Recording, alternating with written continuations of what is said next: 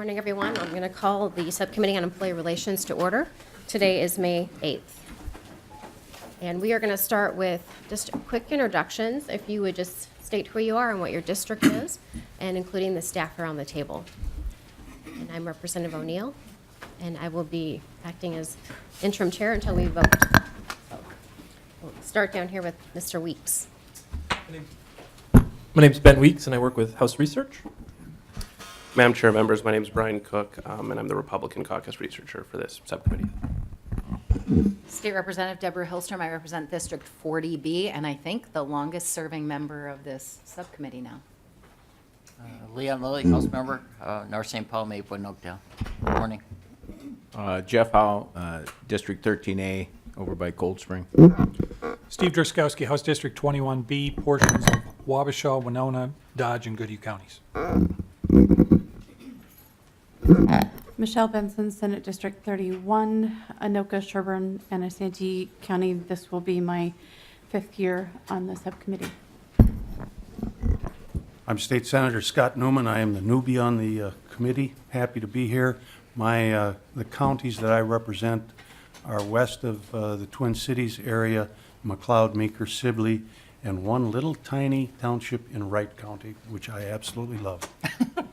Senator Mark Cran, representing Senate District 32, most of Chisago County except the southeast portion, and most of Isani County except the southwest portion. Also glad to be on the committee. Hi, Senator Chris Eaton. I represent Brooklyn Center in the southern half of Brooklyn Park. State Senator Eric Simonson, representing most of the city of Duluth. Stephanie James, Senate Counsel. Thank you. And I did miss one staff over here. I'm sorry. And you are? Casey Kirkovich, LCC. Okay, the first order of business is to elect officers. Is there a nomination on the floor for chair? I will nominate Representative Marion O'Neill for chair. Is there a second? Second. Great. Any discussion? Representative Hillstrom.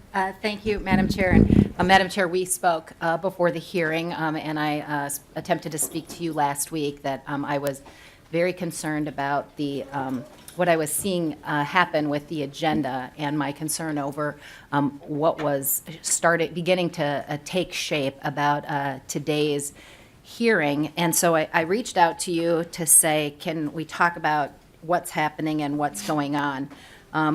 I've also seen a press release about what's supposedly going to happen during this testimony today, although we have not really had that opportunity to discuss it, and apparently there's a press conference at 10:30.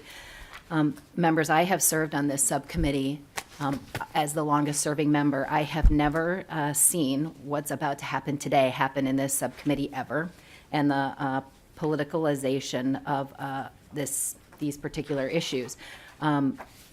It's any issue, whether it's this one or any other. I believe that this SER subcommittee, our role is to review contracts and make a recommendation to the legislature about whether they should approve them or not approve them. This has never. There's a motion before the body. Representative Hillstrom, with all due respect, I believe these issues can be resolved outside the motion, unless you believe could you please explain to us how they're pertinent to the motion? Yes, thank you, Senator Benson. Representative O'Neill and I have had a long time in this body working together in a bipartisan fashion. And this is the first time that that's not happened on any issue here, even when we disagree on a subject. And I'm making this statement because if she's going to be chair, I want to know if this is going to be the process that this subcommittee is going to take under her leadership for the next 2 years in determining whether or not I can vote for her as a chair. We have had unprecedented time that we have worked together, and I'm hoping that that's going to continue. But the way that this is being laid out today causes me to question that, and I don't want to just be a no without hearing from Representative O'Neill on whether or not she anticipates this is going to be the culture under her leadership that we're going to see in this subcommittee. Thank you, Representative Hillstrom. I'm going to just respond very briefly, as we did offline as well. This is a difficult time of the legislature, and I do serve on 7 committees, and I've taken on additional roles as the Assistant Majority Leader.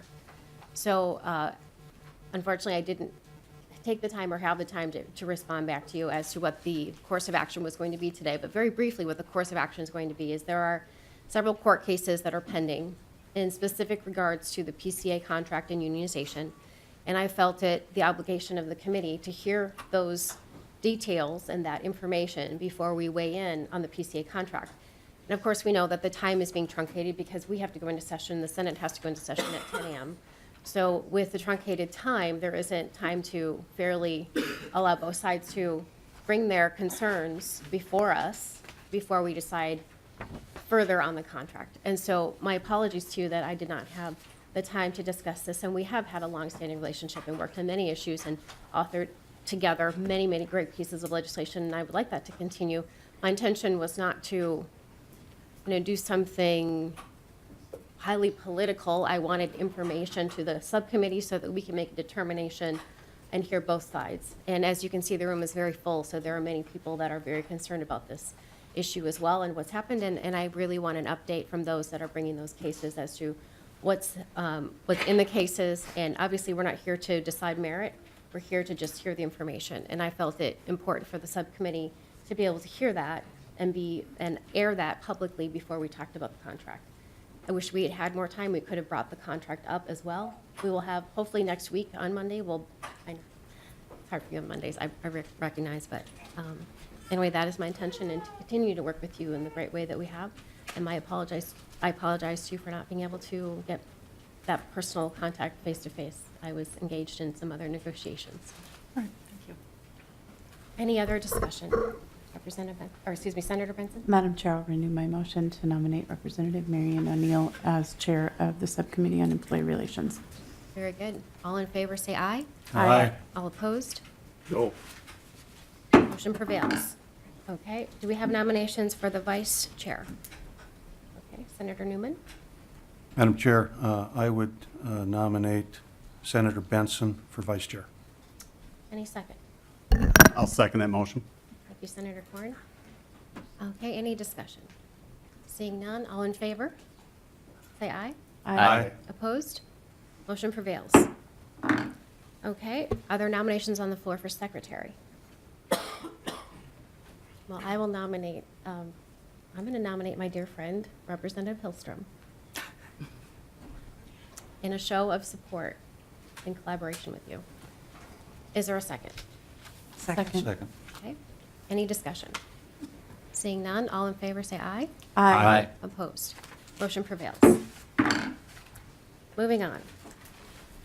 All right, we have the subcommittee rules, and I'm going to defer to our staff. Mr. Hubinger, if you would go over the rules.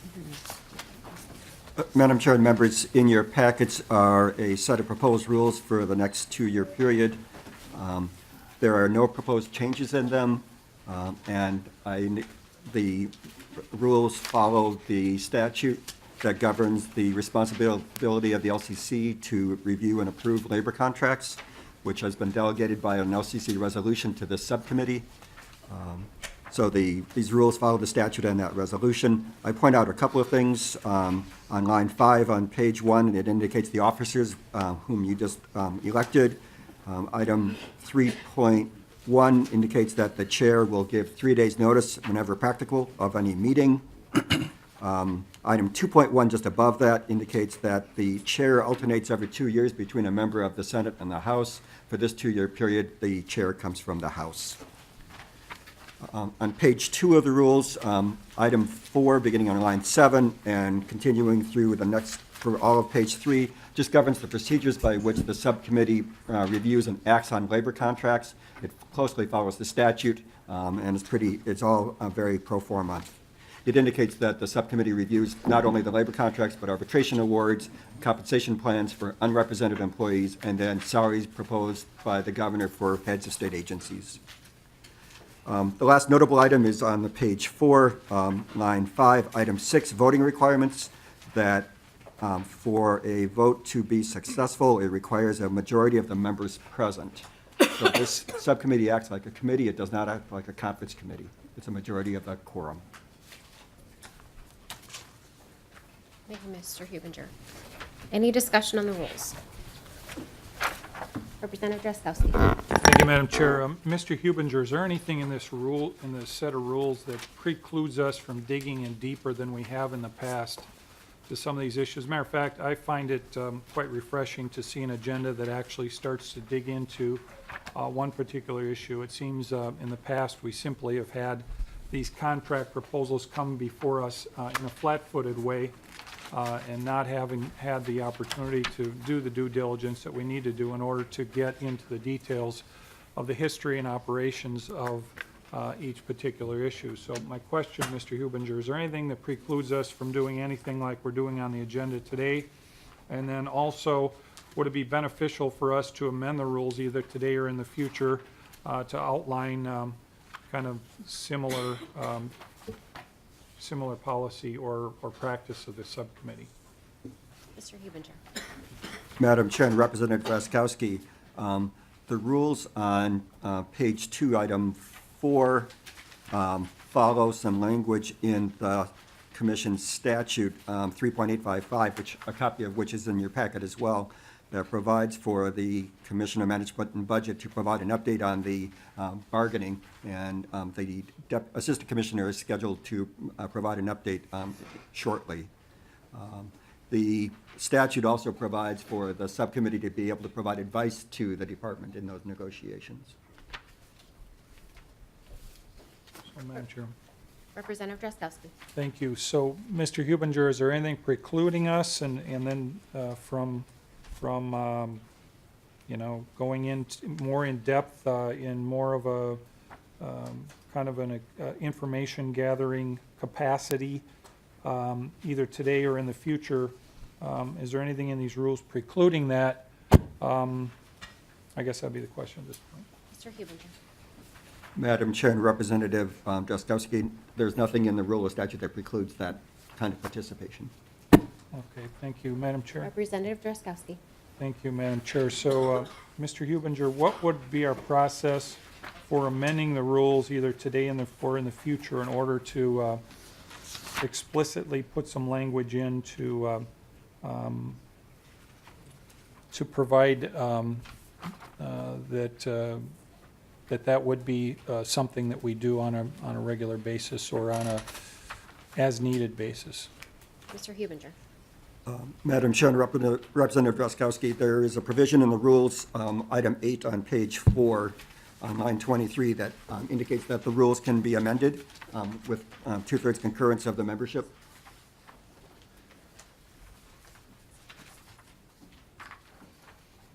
Representative Drazkowski. Thank you, Madam Chair. Mr. Hubinger, I'll just point out too, in statute under 3.855, subdivision 4, it says, Commission shall continually monitor the state civil service system provided for in Chapter 43A, Rules of the Commissioner Management Budget, and the collective bargaining process provided for in Chapter 179A as applied to state employees. So, Madam Chair and Mr. Hubinger, members, it looks like that may actually include it there. And then it also says under subdivision 4, the commission shall research and analyze the need for improvements in these statutory sections. So, members, it looks like actually it's already provided for in statute, so maybe no further inquiry. Thank you, Madam Chair. Thank you, Representative Drazkowski. Any other further discussion? Senator Newman. Thank you, Madam Chair. Mr. Hubinger, with the exception of the date that's outlined in red on the proposed rules, are these the same rules that the committee has operated under in the immediate past session? Mr. Hubinger. Madam Chair, Senator Newman, that's correct. Thank you, Madam Chair. Thank you, Mr. Hubinger. Any further discussion? Representative Lilly.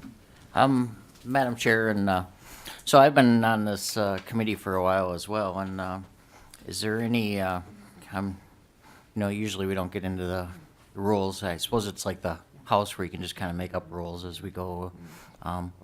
Oh, by the way, I find it interesting that you won't give Representative Drazkowski a microphone. I'm not sure. We had nothing to do with that. Thank you, Representative Lilly, for pointing that out. But I don't know if we could, if we need to do that in more seats but I am enjoying that one. I think Mr. Cook did that, but we're not going to point fingers. But anyways, over the weekend, I heard Maury Lanning and on the radio, and he was talking about the Viking Stadium, and it just seems like, and he just kind of talked about how we, as members, often work together. And I remember when he was chair of this committee, and I carried some of the contracts on the floor, and he was just really a class act, and just, those were during the plenty years, and I know this committee wasn't used as a tool for media. I don't remember us having press conferences, and I don't remember the committee, just focusing on every single detail that's negotiated with the MMB. But if that's where we're going, we're game to play, I guess, too. But it's just kind of sad. I just thinking of Maury Lanning over the weekend and what a class act he was, and it's kind of a sad that the institutions have come to this. Thank you, Representative Lilly. And just in response, I believe that we've come to an unprecedented time. When you hear the stories from the PCAs themselves, you'll see why we're taking the time to find out why there are court cases, and I believe that's unprecedented. So I hope we never have to talk about this sort of thing again. I really do. Any other discussion? Senator Simonson. Thank you, Madam Chair. Just a question, because it's been mentioned twice now, referencing some press conference that I'm not familiar with. And I don't know if everybody in the room is familiar with that either, but maybe if somebody could just allude to what it is we're talking about, might help us, the rest of us, understand what it is that is being referenced.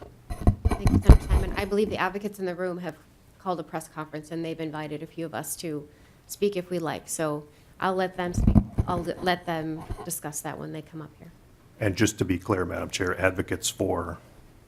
They're the ones that have been bringing the court cases, Senator Simon. Thank you, Madam Chair. Any other discussion? Seeing none, all in favor of the rules without being amended, say aye. Aye. Opposed? Motion prevails. Rules are adopted. Okay, now the minutes. And there are minutes from March 8th, 2016. Would someone who was at that meeting like to move those minutes? Madam Chair, I'll move the minutes. Thank you, Representative Lilly. Representative Lilly moves the minutes from Tuesday, March 8th, 2016. All in favor, say aye. Aye. Opposed? Motion prevails. Now we need to approve the minutes from August 25th, 2016. Someone who was at that meeting would like to move those minutes? Representative Lilly? Chair, Senator Eaton. I'd like to move the minutes. Wonderful. Senator Eaton moves the minutes from August 25th, 2016. All in favor, say aye. Aye. Opposed, same sign. Motion prevails. Now the meeting minutes from November 14th, 2016. Would someone like to move those minutes? I'll move those minutes, Madam Chair. Okay, Senator Benson moves the minutes from November 14th, 2016. All in favor, say aye. Aye. Aye. Opposed, same sign. Motion prevails. Minutes are adopted. Okay, now we're going to turn to a brief update of the bargaining contracts coming forward for 18 and 19. And do we have the commissioner from MMB? So if one of the testifiers would give up the seat for Deputy Commissioner from MMB, Mr. Hudson.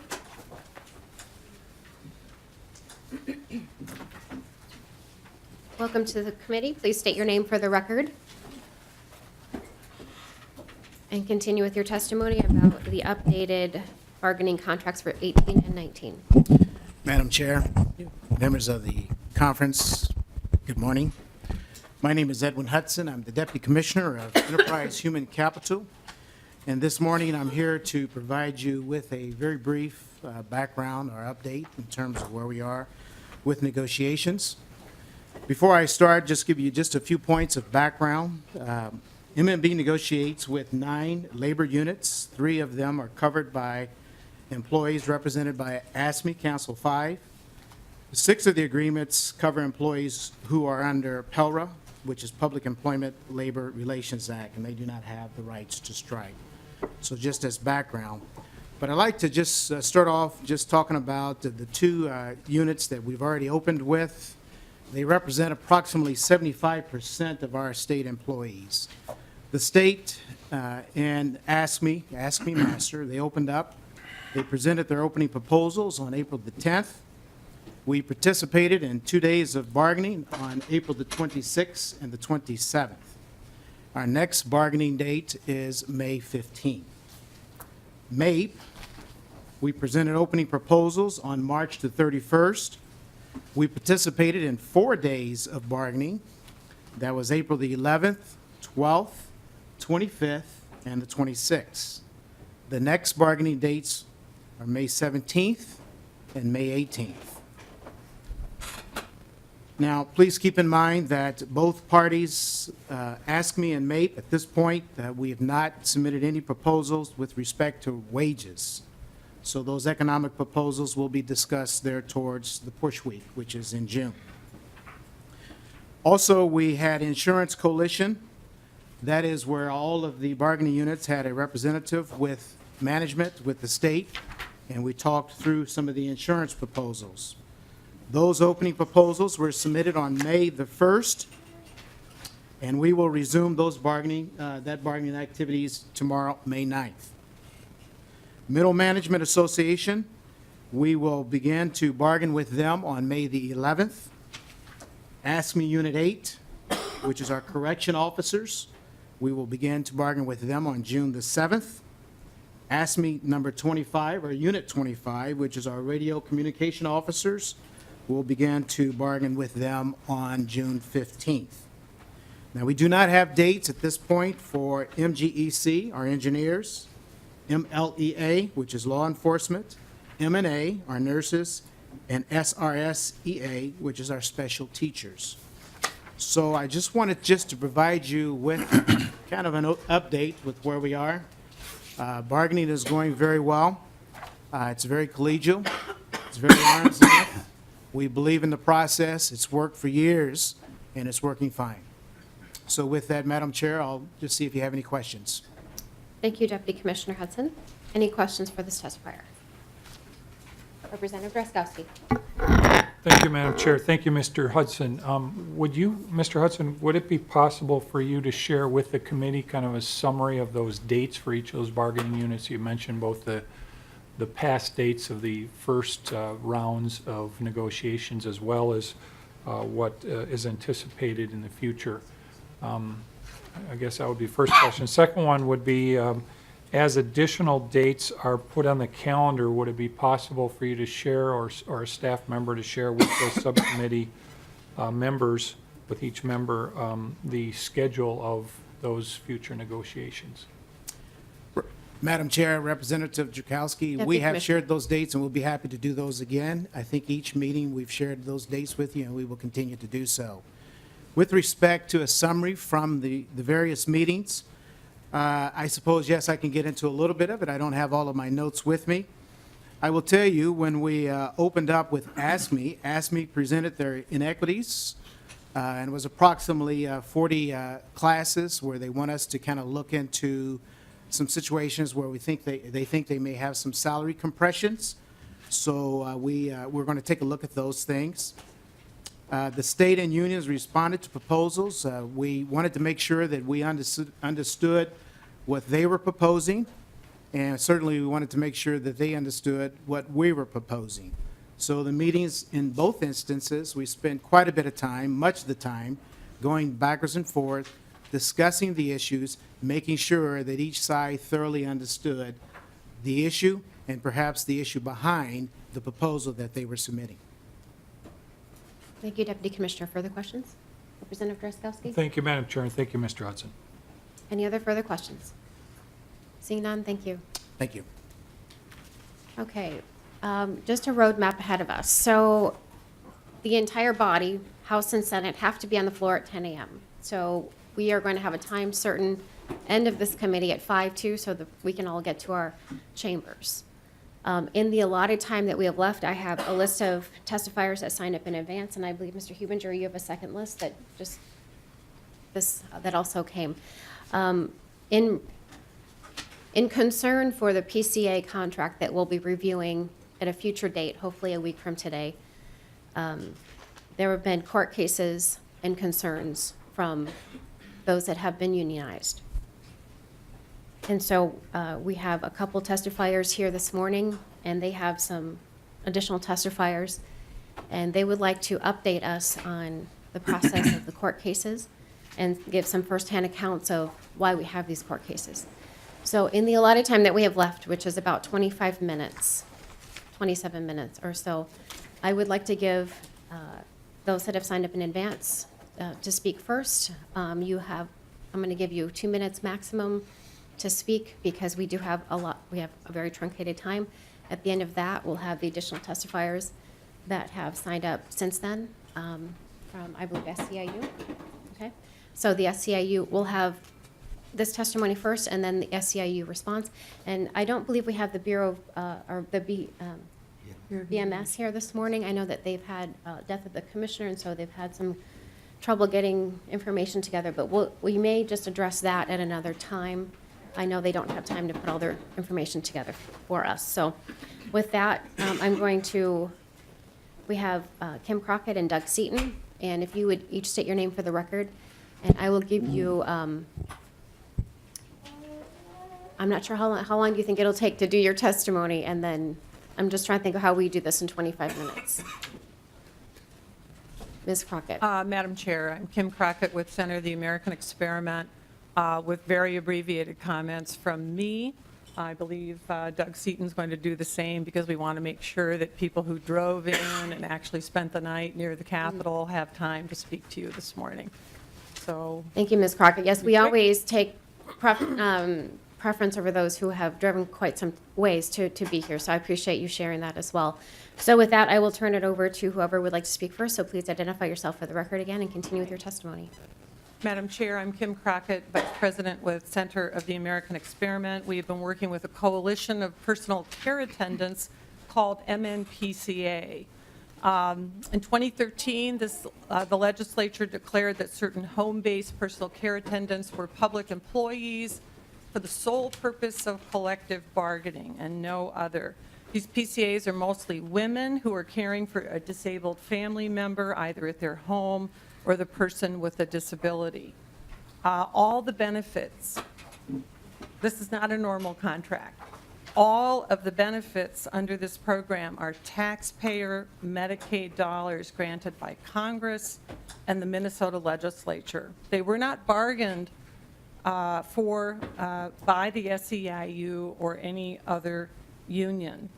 I'm going to jump forward and just say that we believe that based on LM2 filings with the federal government, that this union is skimming approximately $4.7 million from the Medicaid benefits through dues of members. I will shift and introduce to you the attorney for Minnesota PCA, MNPCA, Douglas Seaton, and then we'll introduce our guests to you this morning. Thank you, Madam Chair. Thank you. Welcome to the committee. Please state your name for the record and continue with your testimony. Thank you, Madam Chair and Vice Chair and members of the subcommittee. I'm Doug Seaton. I'm with the firm Seaton, Peters and Revenue. We're counsel for Minnesota PCA, which has been seeking for a year now to have an election held so that PCAs themselves can determine if they want to continue with the representation of the SEIU. We have been stymied in that effort because we have been refused access to PCA lists for a very long time. We started 1 year ago, almost this very day, to ask for that list. We were refused. We had to go to Ramsey County Court to insist on access to the lists. We have had 7 different lists provided to us, which are different lists ranging from something like 15,000 to 60,000 in number. The defects in those lists are extraordinary. You'll hear more from the PCAs about that very issue.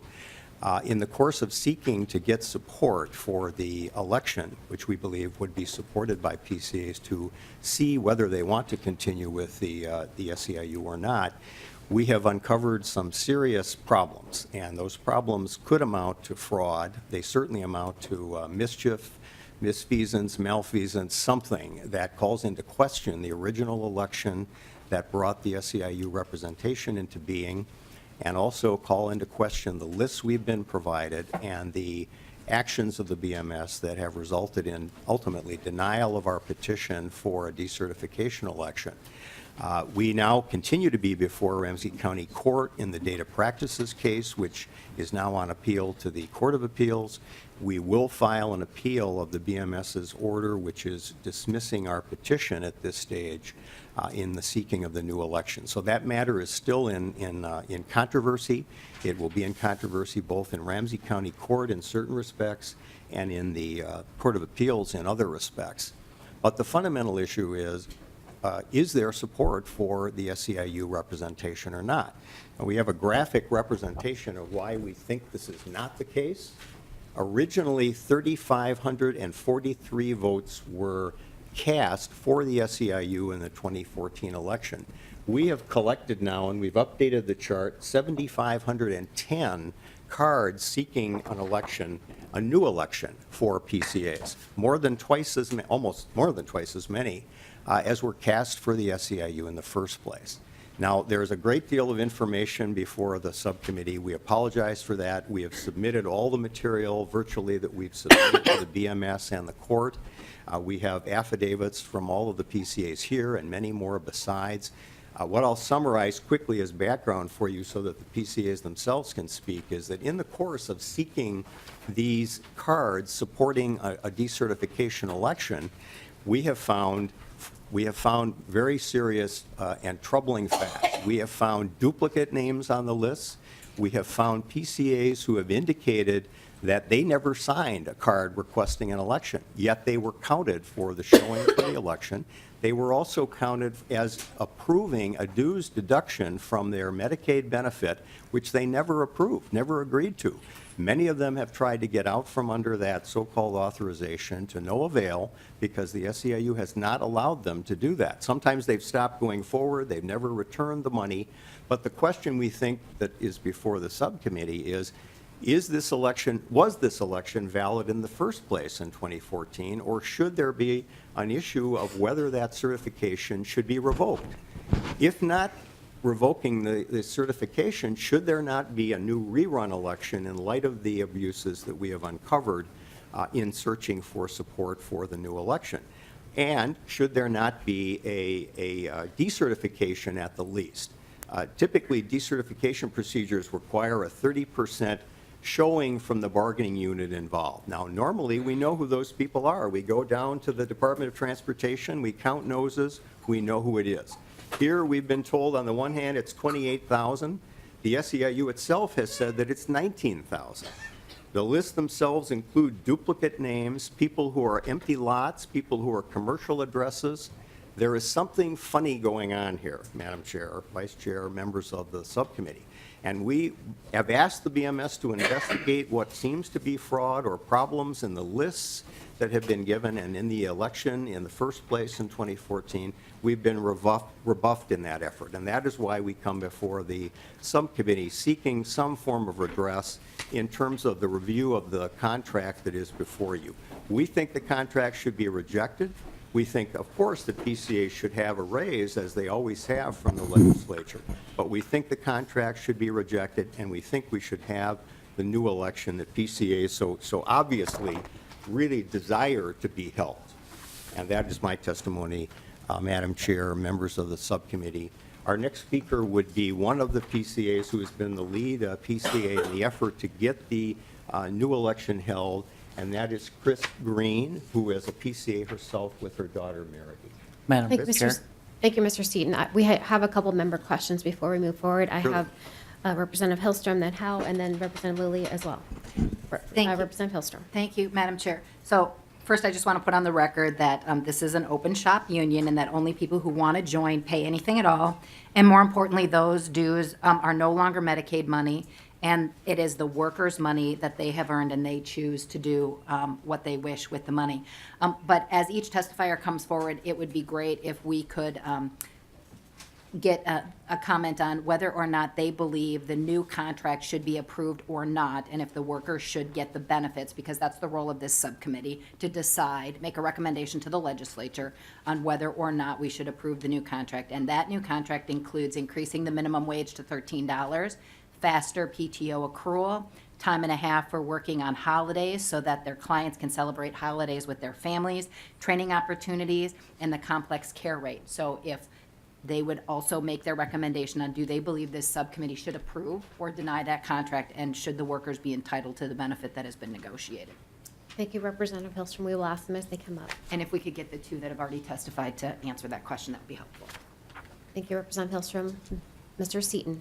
Yes, Madam Chair, Representative, it is simply not true, I'm afraid, that the Medicaid dollars are not the source of the dues money, because they are the source. The dues deduction is taken directly from the Medicaid payment that is being provided to the PCA by the agency involved, and part of the evidence you'll hear is that PCAs have not authorized that deduction, which is required by law. Every employer in this room would have to have a card that said, I want money deducted from my pay.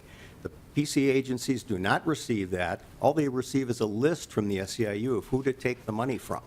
And they have been unable to get their money back when they have not authorized the money. So I would have to dispute the representative's fact statement on that respect, though I understand she has relied on others in obtaining it.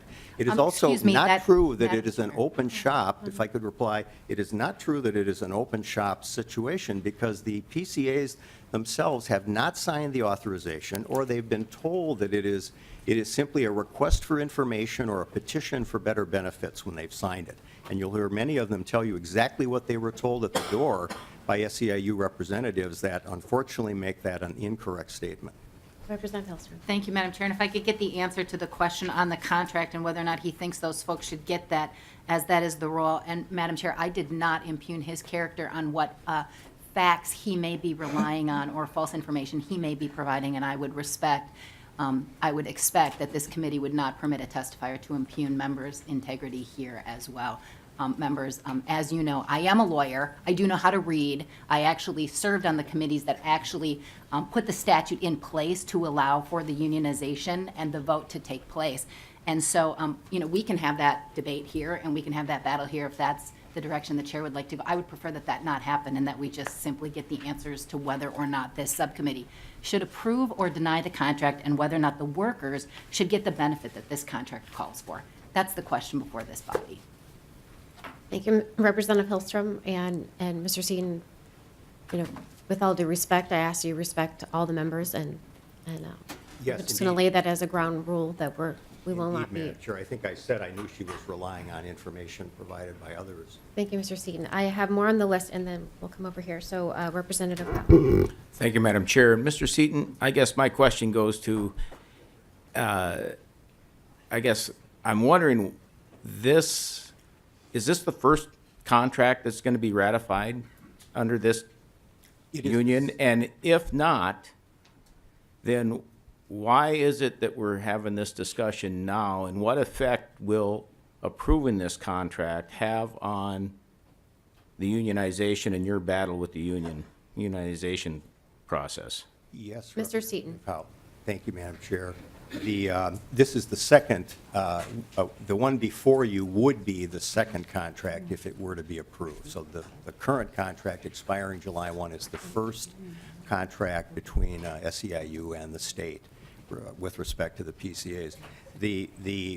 If the contract were to be ratified, the new contract by the subcommittee and the legislature, we believe it would be asserted that we cannot proceed with our decertification election because there's typically something called a contract bar when a contract is in place for a bargaining unit, and that stops any effort to bring a decertification election forward. We have met the window provided under the current contract. There's a window period when we can submit a petition for decertification. We met that window. We've been supplementing our showing with additional cards, as I said, to 7,510. But we are afraid if the contract were ratified, it not only would be ratifying a contract from a representative whose status as representative is in question and contention, but it would also serve as a prospective defense to stop the effort to get the election held. Madam Chair. Representative Powell. Thank you, Madam Chair. And so, Mr. Seaton, so will there be another window, or is it forever gone for that window to challenge? Mr. Seaton. Madam Chair, Representative, there is only a window for a 60-day period at the end of every two-year contract, or it can be brought when there is no contract in place. But part of our concern is that this bargaining has been hurried up on the PCA contract for SEIU so that there would be no break between the contracts, and there would be no period when the election could proceed unless our current petition is allowed until 2 years hence. Representative Lilly. Oh, thank you, Madam Chair.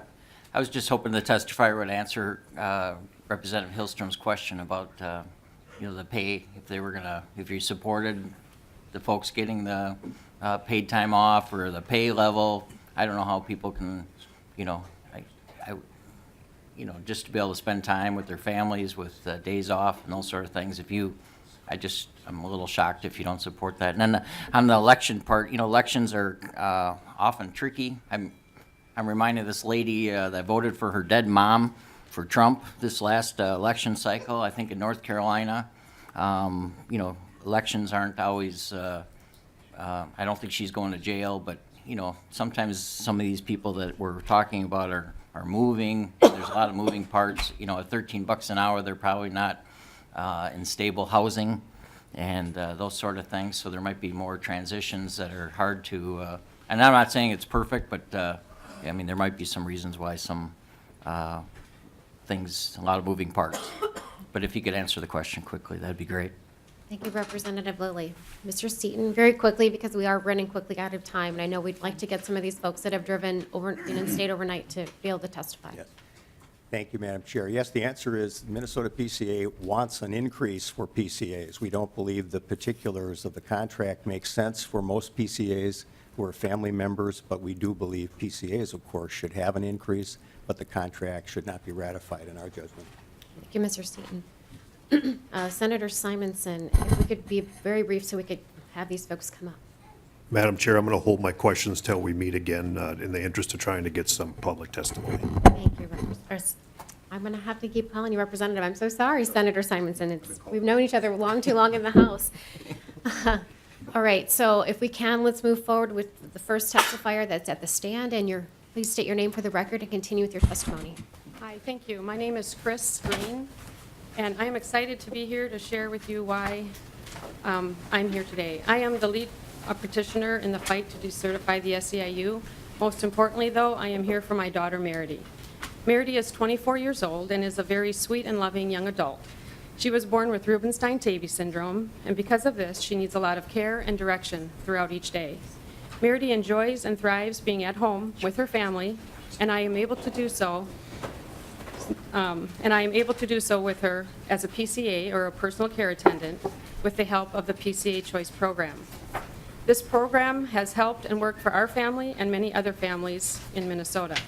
And I want to protect and save this PCA Choice Program so that my daughter and others like her may have the quality of life that they deserve.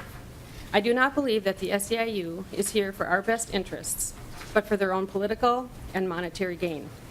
I am a mom taking care of my daughter in my own home. I am not a state employee. I am a mother. And I'm going to end it at that because I want others to speak, but I do not want the approval of your contract with the SEIU contract. I would prefer that our raises came from the legislatures and not through the SEIU. Thank you. Thank you, Ms. Green. Let's take the next testifier. We have actually former Senator Alda Kreif, his wife Carol, and Jason. We're going to make a slight change, Madam Chair, if that's permissible, to be sure the long-distance travelers can testify. Very good, because she's come from a long distance, and I'm assuming you stayed overnight as well to be able to testify. Your name, please, and then My name is Sarah Medill. I'm from Duluth. And continue with your testimony. I just wanted to start, SEIU showed up at my door starting March 10th, 2014. Showed up 5 times in a 2-month period.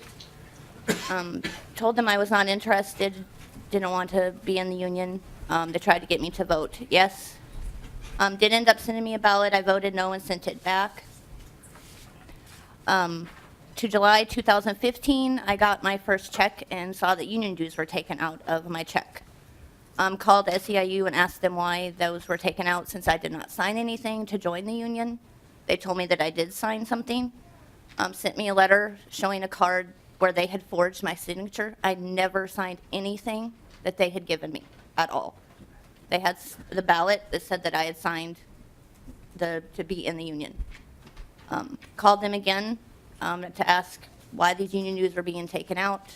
They said I signed it. That was done. Tried to get my money back. They refused to give me my money back. I had to write a handwritten letter to be removed from the union. It was harassing.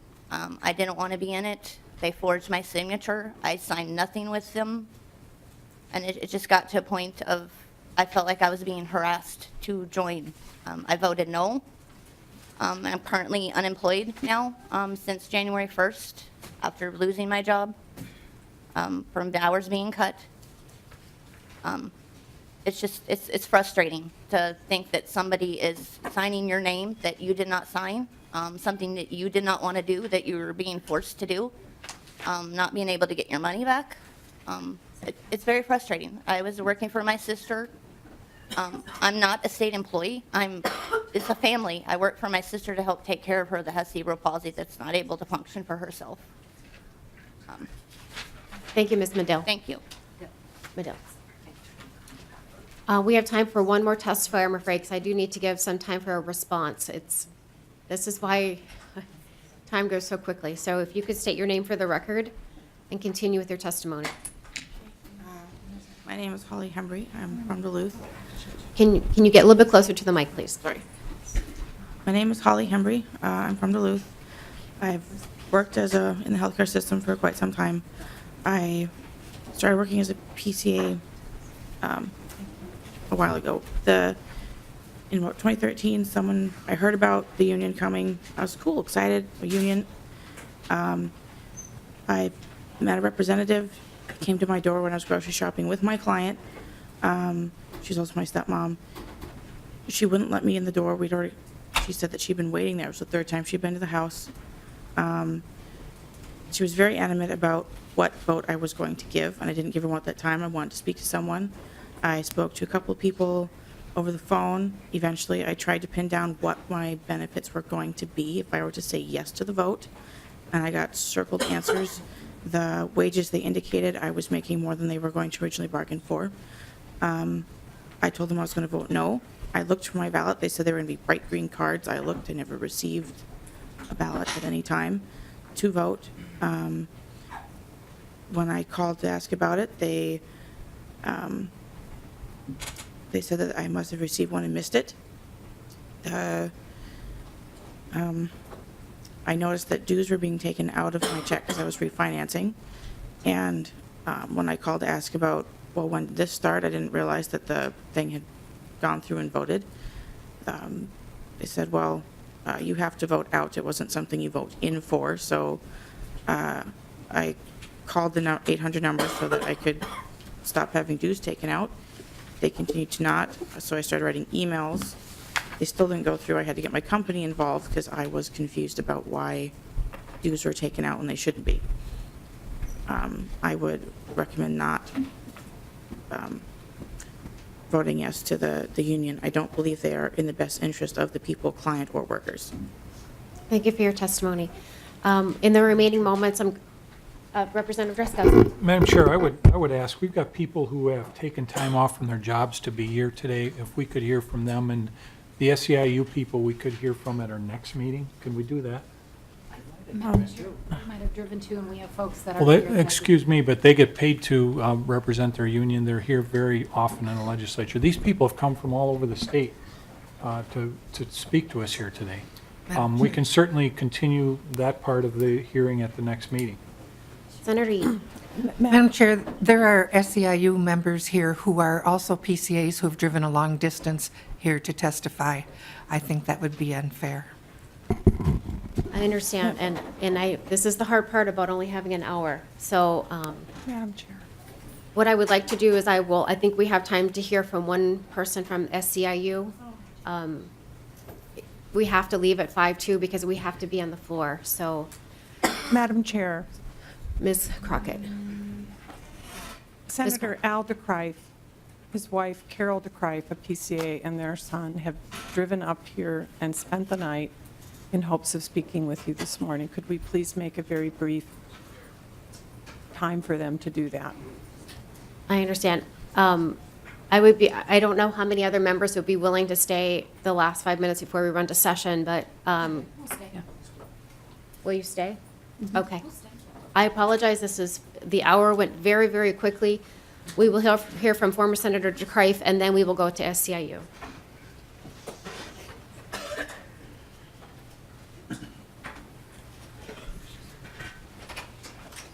Welcome, former Senator DeCrife. If you would state your name for the record and continue with your testimony. Madam Chair and members of the committee, good morning. My name is Carol DeCrife. I'm the mother of Jason DeCrife. Jason was born with cerebral palsy 37 years ago and has lived with my husband and I for that time. I'm one of Jason's PCAs, and my husband Al is Jason's legal guardian. My husband is a former state legislator, and I will ask him to testify on behalf of our family. Thank you, Madam Chair and members of the committee. Good morning. Jason was about 6 months old when we learned that he had cerebral palsy, and I knew nothing about it at the time. Jason is intelligent, uses his electric wheelchair to get around, and computer to communicate. But he needs 24/7 care for feeding, bathing, and bathrooming. We're blessed to have Carol as a PCA for him, and we also have 4 other PCAs that help take care of him. I've helped with all of the care for Jason over the years, but I believe my wife Carol has earned her wings with her dedication to his care. I was watching closely as we learned that the SEIU wanted to unionize PCAs in Minnesota. One day I learned on the news that a vote was taken and PCAs would be unionized. I questioned Carol if she had received a ballot and voted. She did not. I also asked each of Jason's other 4 PCAs if they received ballots. They did not. Then I called the organization that our PCAs work through and asked if all of Jason's PCAs should have received ballots, and the answer was yes. All 5 of Jason's PCAs should have received ballots, and none of them were given the opportunity. I believe the SEIU vote to unionize PCAs was fraudulent, as I have learned other PCAs were also not given the opportunity to vote. If for no other reason than due to this fraud, PCAs should be given the opportunity to vote again. Thank you. Thank you, Senator DeCrife. We are just debating around the table whether or not to possibly continue or actually to recess and come back at a later time today. Senator Newman. Madam Chair, I believe that the plan in the Senate is for us to go on the floor at 10 and then recess and go into caucus. So at least from my standpoint, with respect to the folks who have driven here from out of town, be they with the union or otherwise, I would prefer to keep going and listen to what these folks have to say. Okay, and let me see from this side. Same? Madam Chair, I actually Representative Hillstrom. We actually have Representative Cornish's committee with a very important bill that will be debated for a while. So we should just keep going. Thank you, Representative Hillstrom. So it is the wish of the committee to continue. And at this point, I would like to bring up someone from SEIU to start kind of going back, allowing them some time, and then we'll come back to, we'll kind of go back and forth then a little bit. Welcome to the committee. Please state your name for the record. And continue with your Good morning, testimony. Madam Chair. My name is Dolores Flynn. I am the responsible party for my 46-year-old son. I have been his primary caregiver for 44 years since he suffered a traumatic brain injury at the age of 2. 16 years ago, he had a massive brain hemorrhage, leaving him a total care patient in our home.